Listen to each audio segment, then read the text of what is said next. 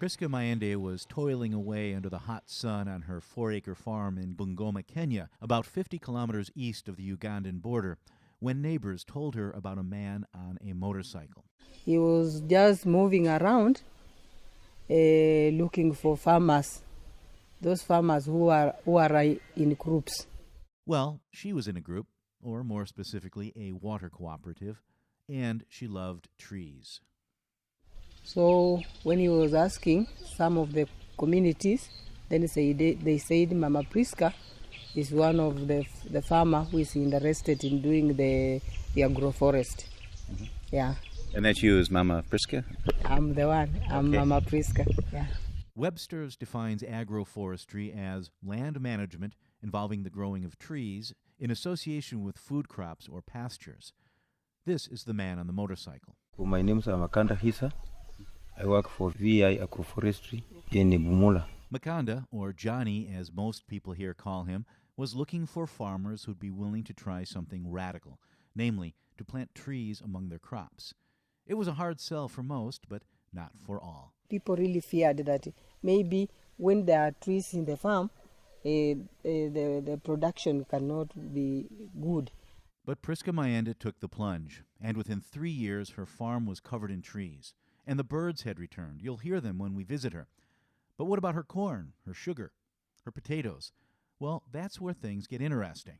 And it's where this guy comes in, too. We, I think, have all forgotten that food starts in soils. We have disconnected the food chain. That's Emmanuel Faber, the CEO of Dannon. You know, the yogurt people. Well, they buy raw materials from farmers like Prisca, who've often grazed cows in the forest and chopped trees for firewood. Most of them used to go and cut trees or cut firewood in the forest to come and sell. But because of the market that Brookside has brought here, some farmers have left. Some of those farmers have left the cutting of trees and now embarked on selling to Brookside. Yes. That's Taken Arnold. He runs a farmers cooperative about 60 kilometers northeast of here. And that Brookside he mentioned, well, that's East Africa's largest dairy company, and it was founded 20 years ago by the Kenyatta family, which includes Uhuru Kenyatta, who's now president of Kenya.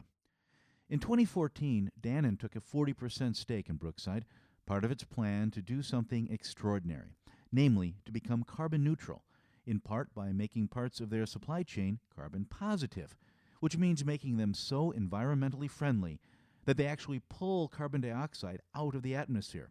To pull it off, they're teaming up with farmers' cooperatives, environmental NGOs, and small farmers, and tapping carbon markets to drive the process forward. We are now going to be responsible for the carbon emissions of the full cycle of our processes, from the farms, the hundreds and thousands of farmers that we work with, to our billion of consumers in the world.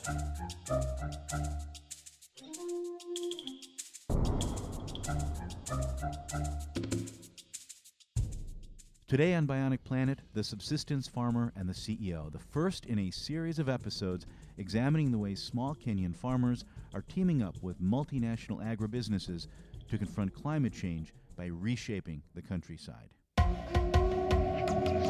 Man may be unwittingly changing the world's climate through the waste products of his civilization. There's a group of us now who are proposing that the Earth has actually entered a new epoch, and that is the Anthropocene. We know that the enemy is carbon, and we know its ugly face. We should put a big fat price on it, and of course, add to that, drop the subsidies. Earth, we broke it, we own it, and nothing is as it was. Not the trees, not the seas, not the forests, farms, or fields, and not the global economy that depends on all of these. But we can restore it, make it better, greener, more resilient, more sustainable. But how? Technology? Geoengineering? Are we doomed to live on a bionic planet, or is nature itself the answer? That's the question we address in every episode of Bionic Planet, a podcast of the Anthropocene, the new epoch defined by man's impact on Earth. And nowhere is that impact more deeply felt than in agriculture, because roughly 30% of all greenhouse gas emissions come from our impact on forests, farms, and fields. At the same time, agriculture, and by extension our global food supply, is especially vulnerable to climate change with its droughts, floods, and general unpredictability. That's why climate-safe agriculture is a cornerstone of the Paris Climate Agreement. But what exactly does it mean? How is it being applied in the field? How is it funded? These are the nitty-gritty questions we must answer if we're to meet the climate challenge, and I spent over a month in Kenya trying to do just that. Today, I'll introduce you to some of the people I met there and outline some of the issues that we'll be exploring in the weeks ahead. If it flies by kind of fast, don't worry. We'll be coming back to all of these issues for a more leisurely stroll as the series unfolds.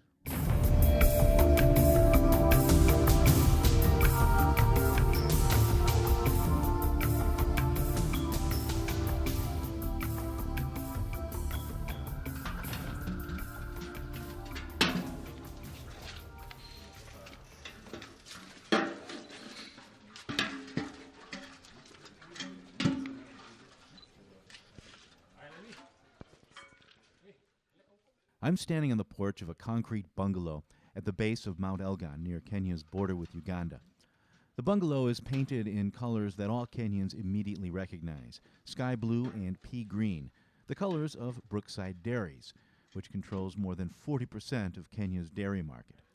The Kenyatta family owns half of the company, Dannon owns 40%, and a private equity partnership called the Abraj Group owns 10%.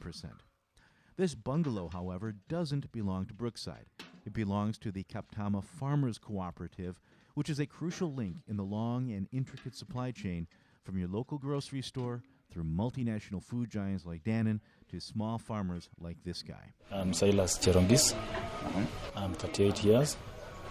I've been farming more than 10 years.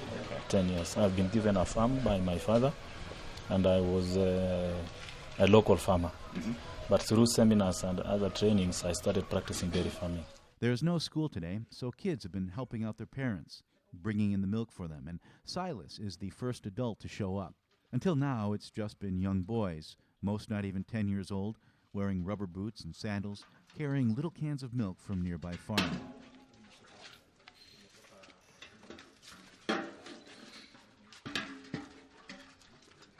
One by one, they hand their cans to technicians overseen by this guy. Yes, I'm called Tekin Arnold. I'm the project coordinator of Kaptama Farmers Cooperative Society. In fact, this society started in 1958. So it was an old cooperative, mainly dealing with the buying cereals for farmers. But so we started basically collecting the milk of farmers in November 2013. So far, we've collected over 1 million kilograms of milk, and the farmers have earned over 30 million Kenyan shillings.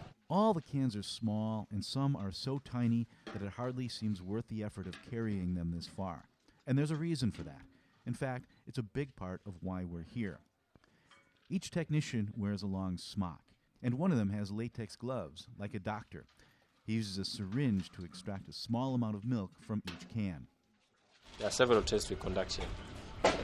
We conduct 3 tests basically, the organoleptic, and then we are doing the alcohol test, and then we are doing the resazarin test, that's the test of bacteria. So after doing that is when we can now write the receipt or record to the farmer. The quantity of milk is delivered, and then thereafter I'll enter the records into the computer. Yeah. If it passes the test, it's poured into a bucket for weighing, and then into a 10-gallon milk churn. You know, those tall, thin aluminum containers with 2 handles on the top? Each milk churn has a splash of sky blue paint around the rim, and later today Brookside will send a truck to pick up the haul. As the day goes on, motorcycles start coming in from farms just over the horizon, each laden with 4 milk churns, 2 on each side, a total of 40 gallons of milk for each haul.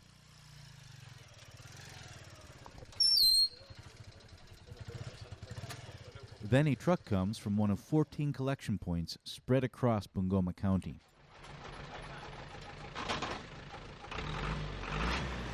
Something similar is happening all across Kenya every day, at thousands of cooperatives drawing milk from more than 130,000 farmers into Brookside's processing plants.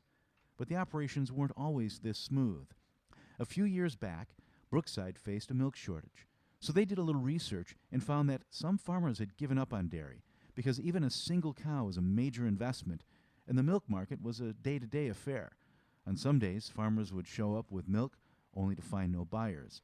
So Brookside guaranteed that they would buy whatever the farmers can produce. But they also noticed something else. In some parts of their territory, farmers brought in 3 liters per cow on a good day. In other parts, they brought in 7 or more, and consistently. Here the solution is a bit more complicated, because they found that the farmers who generated the most milk weren't the ones grazing their cows in the forest, but were instead the ones who brought the forest to their land by planting trees. Remember what Taken Arnold said earlier. These are people who have their animals in the forest, so most of them used to go and cut trees or cut firewood in the forest to come and sell. But because of the market that Brookside has brought here, some farmers have left. Some of those farmers have left the cutting of trees and now embarked on selling to Brookside. Yes. They call it zero grazing, and we're going to spend a lot of time in this series learning what it's all about. Before I was supplying around 7 kilos, but I constructed a zero grazing unit and I improved my dairy, so I'm supplying around 15. Yeah. Prisca Mayende practices zero grazing too, as do a lot of the farmers we'll be meeting in this series. We'll be heading out to her farm in a bit, but first I need to check something online. Maybe you should share your screen then. That's Ben McCarthy, who runs a project called Supply Change, which you can find at supply-change.org. It was created by Forest Trends, the NGO that also started Ecosystem Marketplace, because of all these companies pledging to reduce their impact on the world's forests. Supply Change's job is to follow those pledges and keep track of the progress that companies report in keeping them. I caught up to Ben on Skype and asked him to walk me through Dannon's profile. Okay, do you see it? Okay. Okay, so let's see. So we're on this site. Now we got here by clicking on profiles and then scrolling through and looking for Dannon, just going through alphabetically. You've got the logo off to the left, and then you've got the name of the company, you've got the market capitalization, the Twitter handle, annual revenue. Then you've got this section with related activities. What does this mean? What's all this about? Yeah, sure. So related activities are those multi-stakeholder initiatives or declarations that a company participates in that are relevant to deforestation commodities. CGF is the Consumer Goods Forum. So if you click through to any one of those, it'll take you to the full list of related activities that Supply Change tracks. Gotcha. Okay. Cool. So now we keep going down. We've got manufacturer level, supplier, and then we've got these relevant assessments. What are these? Yeah, sure. So if you click on the relevant assessments there, it'll again take you to the full list that we track. Supply Change itself doesn't do any scoring or ranking of the companies. However, there are a number of third-party groups that do. So we've aggregated all of those scores for each company into the profile. And if you click through on relevant assessments, you can see the full list that we track. Okay. Okay. It's a lot. Okay. And then continuing down, we've got there's a little triangle on the left, the Supply Change logo, and then it says general. And then on the left it says 100% of supply chain is deforestation free by 2020. And then to the right of it, it says progress towards commitment goal, no publicly reported quantitative progress. General commitments are those commitments which are cross-commodity. So Danone, in this case, has made a commitment to remove deforestation from its entire supply chain, which is a really ambitious goal. But there's not any defined way to measure progress towards that goal in a quantitative way. So while they certainly have been working towards the goal, especially within specific supply chains, we don't have any self-reported progress from them. X percentage of our supply chain is deforestation free. If we wanted to go and look at specific commitments by specific commodities. We go to the right, and there's this thing that looks like a little bush here. I click on that, and that's palm oil. Okay, and now I see it says that their goal is 100% of palm oil is traceable to the plantations and deforestation free by 2020. And then right below that, we can click on that, and we can see their palm oil policy. So it brings you to this brochure that they've put out, 11 pages, November 2015, offers a lot of detail. And then what's interesting, it says self-reported progress in 2015, 100%. And you calculated this by, you looked at the relevant volume of 34,457 metric tons? That's correct, yeah. Okay, and then they've achieved compliance. And then moving down below that, you have these milestones, interim milestones and achievement by Dannon towards goal. Can you maybe tell us a little bit about what we have here, what this is telling us? Yeah, so oftentimes a company will set interim milestones towards their overall goal. So these are steps along the way that they're going to use to measure progress or achievements to be made that are step-by-step towards reaching their final goal. These are important in that they'll often address traceability or certification, where the ultimate goal itself might be, as in Dannon's case, deforestation-free. Along with that, we're able to, we do provide links to where we obtained those milestones. If you can click on those as you like. And then in this same area, we have the progress that the company has reported. And again, we provide the link to where we found that information. And Danone notably has said that they are in compliance with their palm oil policy, which is 5 years ahead of schedule. So that's certainly to be commended. Okay, great. And it's really cool. I can see because almost everything on this page is clickable. I click on the bar, and that takes me to the bar that shows me how much progress they've achieved, and that takes me right to where you got that. I click on the milestones. It takes me right to the documents that you got that from. Okay, so let me see. Now let me move back up here. And now to the right of the little bush, the little palm bush, you've got these 3 little green beans, which I guess are soybeans. They're aiming for 100% deforestation free by 2020. They haven't really reported anything on that. Then I go to timber. That's the little tree here. They've committed to have 100% of their packaging recycled or certified by 2020. And in 2015, they reported that they were 88% of the way towards their goal. And it looks like you calculated that by saying that they use 300,000 metric tons, and then of that, they've 264,000 is already meets the criteria that they've set for 2020, and as a result of that, you're saying that they're 88% of the way towards their goal. Is that right? That's what I'm... Yeah, so how we came up with this is if you click on the progress, it'll actually take you to where that comes from on the graph. So if I click on the bar, if I go to 2015 and I click on the bar, okay. Yeah, so that'll take you to their integrated report in the page where they reported that they were 88% of the way toward reaching their goal. And then in a separate document within their CDP disclosure, they mention, or they report that they use 300,000 metric tons of pulp in 2015. So it's a simple arithmetic to get the 264,000. Okay, and the last symbol is the little cow. So I click on that, and I see that the pledge is dairy, not beef, which makes sense. It's a dairy company. And Dannon has pledged to make sure that 75% of their dairy is sustainably produced by 2020. But they have not publicly reported any progress, at least none that can be put into hard numbers. But right below the pledge, I see sustainable agriculture.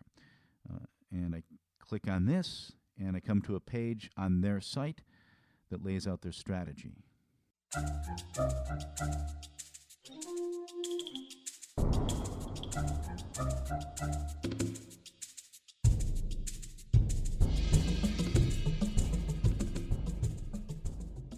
It's a strategy I first learned of at the Paris Climate Talks, and it's what brought me to Kenya.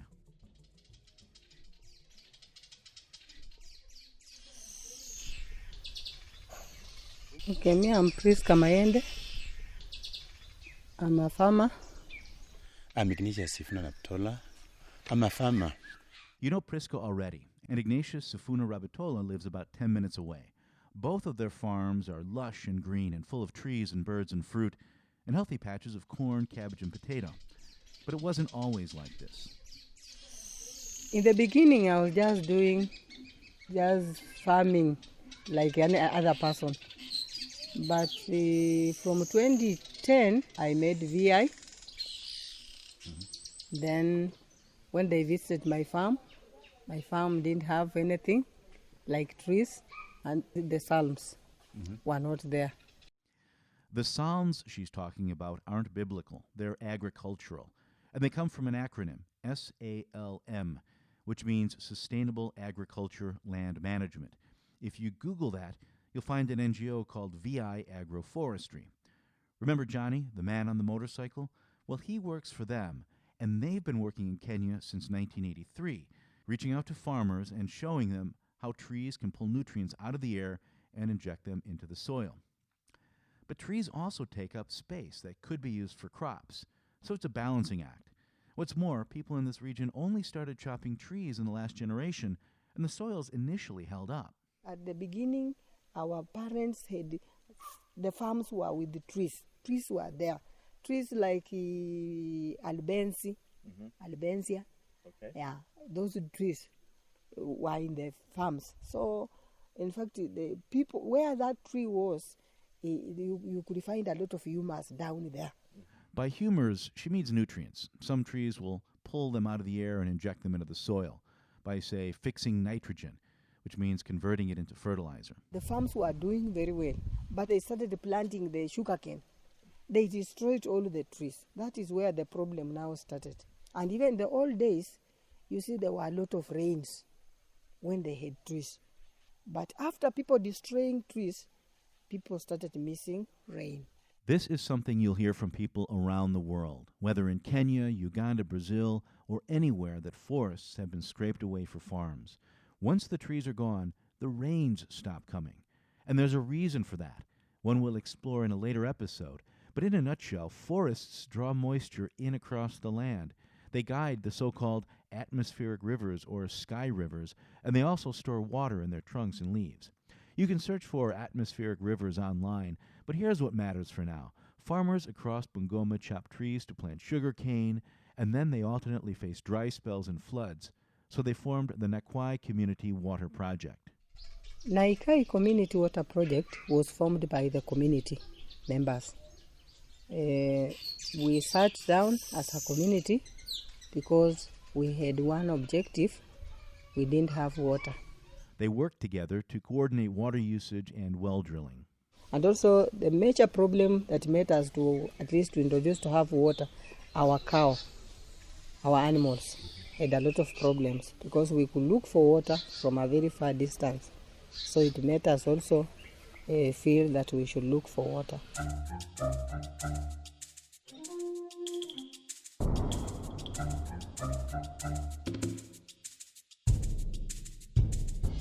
Cows. They needed water for cows. Remember the dilemma that Brookside and Dannon faced? The wild fluctuations in milk production? How some farmers were consistent and others weren't? Well, that's a function of water and fodder. And it's where Johnny comes in. Johnny Makanda Hisa of VI Agroforestry. I saw him with a motorbike. Then we greeted one another. Then he asked me if I'm in a group. Then I said, yes, I'm in Naigai Community Water Project. That is my group. Then he asked me if at least we are interested of meeting visitors. Then I said, yes. Then I said, what type of visitors? Then he said, he introduced himself. and said that he's working with the VI. VI agroforestry has been active in Kenya for more than 30 years, and they've helped farmers across the country increase their yields by strategically planting trees. But they've always struggled to get funding. After all, agroforestry isn't something donors automatically understand.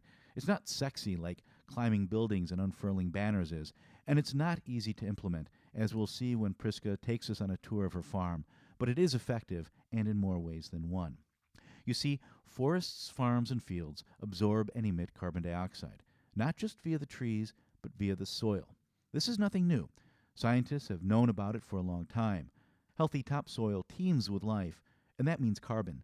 But as we churn through topsoil, we not only extract the nutrients that support agriculture, but we release carbon dioxide into the air, and lots of it.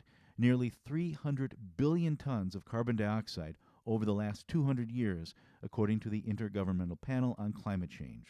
Ratan Lal, a professor of soil science at The Ohio State University, says we can pull about 10% of our greenhouse gases out of the air and inject them into soils just by switching to climate-safe agriculture. And agroforestry is one part of that. So in 2007, to shore up its chronic funding shortfalls, VI Agroforestry took its 20 years of experience in Kenya and calculated the amount of carbon that its activities lock in the soil. Then it drew up a plan to finance its activities by selling carbon offsets, with most of the money going directly to farmers. In 2010, the World Bank decided to test the idea and gave VI Agroforestry money to get started. That's around the time that Prisca invited Johnny to pitch her water group on agroforestry. Our first meeting was the group of these farmers, the Naikai group, had heard about VI agroforestry, and they never knew exactly what we were doing. So when they invited me in their meeting, so I was to introduce myself and tell them what VI agroforestry does with farmers. I remember at the beginning when he came, first of all, he told us the importance of planting trees. Because it was something very difficult, I remember. In fact, he told us that we as VI, we promote farmers to plant trees, at least to improve their livelihood. So one of them that people really admired was the firewood, because Hispania is part of firewood, and also something again other people also admired, Hispania is also a fodder. It's a fodder for the animal. At the time, Prisca didn't have a cow, and neither did a lot of her neighbors. Those who did often took them grazing in forests, and they also chopped trees for firewood. But every day in the forest was a day off the farm, and their activities accelerated deforestation and everything that comes with it, the dry spells, the floods, and the landslides. So after that, they accepted that they are going to work with us. So we recruited them. We sensitized them, and then we recruited them. Then after the first training, then he brought the seeds. Yeah. So the seeds he brought, I remember, they were Hispania to do farm plan layout. Agroforestry begins with farm plan layout, which involves dividing the farm into 6 or 7 different plots so the crops can be rotated without ever leaving a field fallow. It's a big part of all this. Remember Ignatius Sifuna Rebatola? To me, it was a new idea because in most cases we feel a farm should just be fallow so that it's easier for you to do the farming. But after the long discussion, then also training, it came to my knowledge that at least I should do an agroforestry. Yes. Ignatius joined the agroforestry program in 2009, before Prisca did, but they both started with typical Kenyan farms, about 4 acres each, devoid of trees, with rows of crops baking in the sun and maybe one fallow patch. I had some few trees inside here, but towards my farm, they had nothing like a tree. The farm was bare and there were no trees, there were no salm. It was just like that.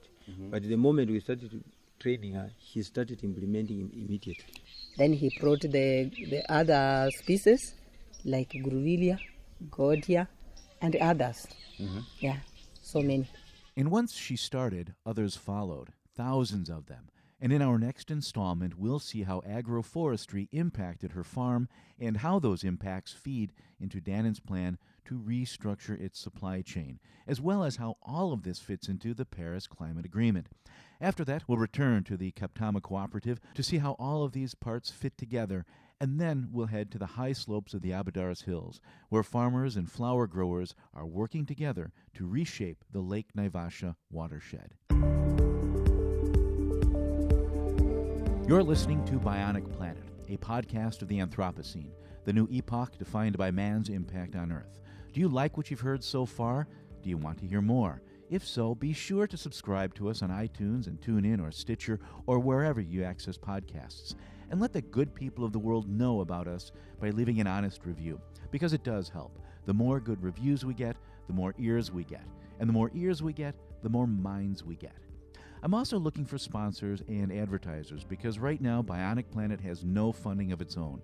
It's written by me, produced by me, and hosted by me. And to be honest, every one of these can benefit from additional editing and structure, but I can't do that on my own. If all you do is subscribe, that's great. I'll keep cranking these out with or without support. But if you want to help materially, you can donate at bionic-planet.com. That's bionic-planet.com.